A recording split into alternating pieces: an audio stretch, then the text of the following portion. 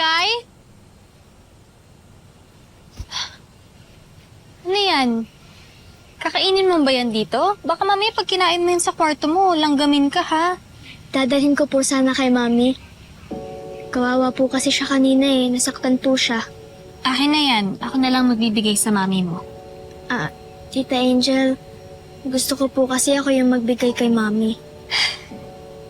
Mikay, di ba sinabi ko sa'yo na huwag ka muna lumapit sa mami mo?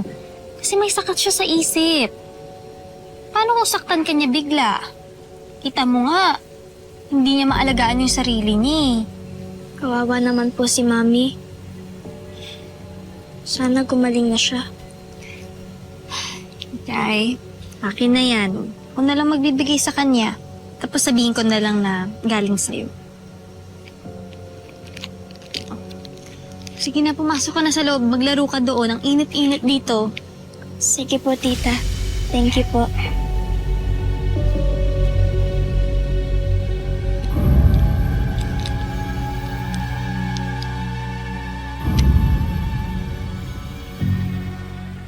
Yun lang?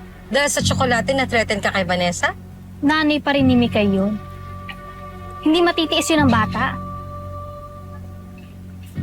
Ayokong mawala yung takot at galit ni Mikay sa nanay niya. Baka kasi may tsapwera ka. At ayoko mangyari yun. Ilang beses na ako nawala ng pamilya. Hindi ako papayag na pati si Mikay mawala sa akin. Problema ba yun? Eh di gawa mo ng paraan na magalit ulit si Mikay sa nanay niya. Yung tipong halos isumpa niyo na yung sarili niyang nanay. Pinagdaanan mo na yan. Alam mo kung paano magalit ang isang anak sa kanyang ina. Nakikita mo na ba, Bes? Parang hindi pa eh. Bes, ito. Mukhang agent. Baka siya na to. Ay, Atty. Lorraine? Agent Mendez? Hi po. Kaibigan ko po pala si Fons. Buti naman po nakipagkita kayo sa amin. Bakit naman hindi? Kasi wala na si Atty. Carlito eh. Nabalitaan ko nga. Sayang, bait pa naman siyang boss.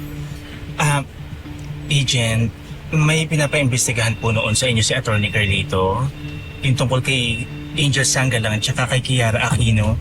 May kutob kasi kami na sila'y may kinalaman sa pagkawala ni Atty. Carlito. Nandito yung mga papeles na nakuha ko tungkol dun sa dalawa. Di ko nga lang natapos yan dahil na-stroke ako.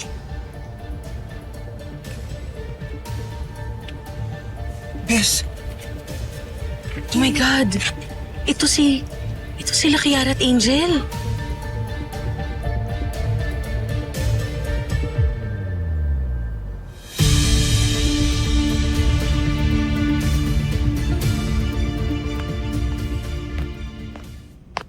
Ang dahan-dahan. Okay. Mami, you can walk na po. Upo ka na doon. Iwan ko muna kayong mag-ina, ha?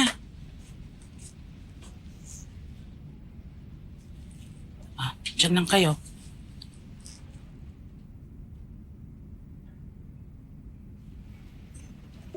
Mikay? Tita, Mikay, halika dito. Meron akong surprise for you. ano po yun? May bago ka ng pet. Wow, cute! Nagustuhan mo ba? Opo, Tita. Pwede ko na po ba siyang bigyan ng pangalan? Oo naman! Ano Ha, pangalan niya? Chewy. Chewy! Opo, yan po yung ipapangalan ko sa kanya kasi mahilig po siya mag-chew. Wow! Hello, Chewy! Mami, may bago na po akong pet. Alam mo, Mikay, parang gutom na si Chewy. Pakainin natin siya ng carrots tsaka ng lettuce. Sige po. Halika. Hello, Chewy. Gutom ka na, di ba?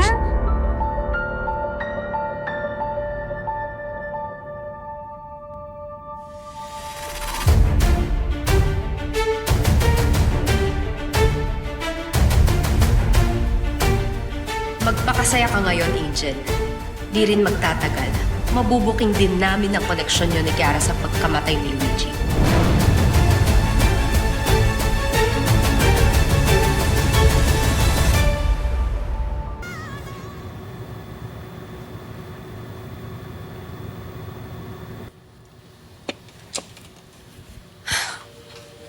Hello, Lorraine.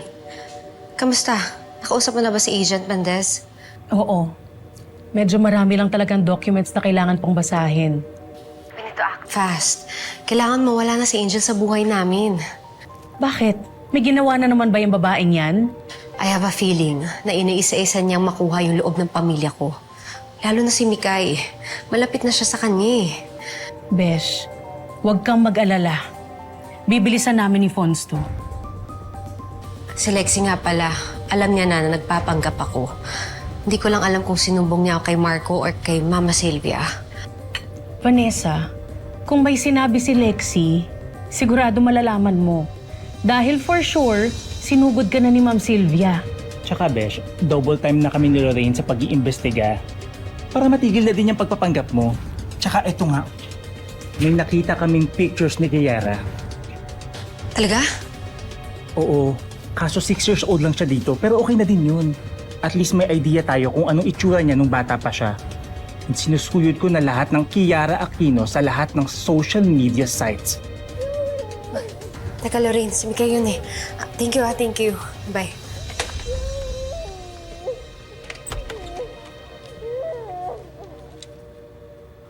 Joey! Joey, ano nangyari sa'yo? Joey, wake up! Mikay? Joey! Mikay! Ano nangyari? Mikay, bakit? Mikay! What's wrong? What's wrong?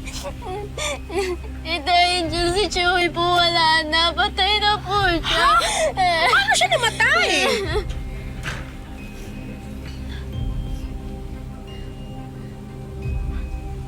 Sino nagpakain ng chocolate? Ito! Ate Vanessa, lumapit ka ba kay Chewy? Pinakain mo ba siya ng chocolate? Angel! Gusto ko lang naman makasiguro eh. Let's drink some water inside. Come on. Vanessa.